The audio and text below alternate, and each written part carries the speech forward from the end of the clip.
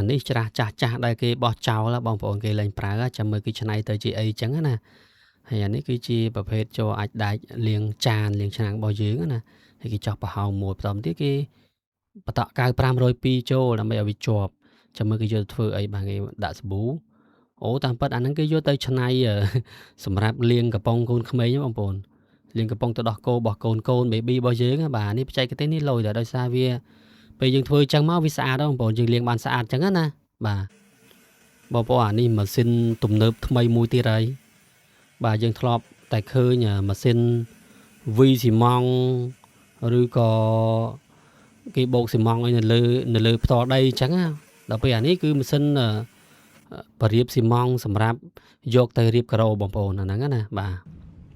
បងប្អូនអានេះគេមានច្រាស់ដល់ថ្មិញអាចាស់ដែលគេបោះចោលទៀតហើយគេបានកាត់តសៃនឹងចេញបាទហើយគេរ៉ូលដេកេះ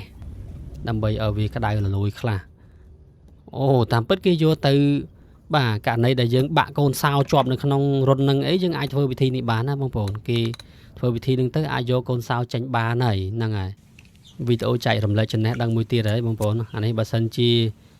យើងបាក់ជ័រនៅក្នុងនឹងហើយយើងដកចេញអត់បានណាយើងគ្រាន់តែរ៉ូលកូនសោអញ្ចឹងមកយើងយកចូលអញ្ចឹងមកចាក់ទឹកឲ្យត្រជាក់បាទ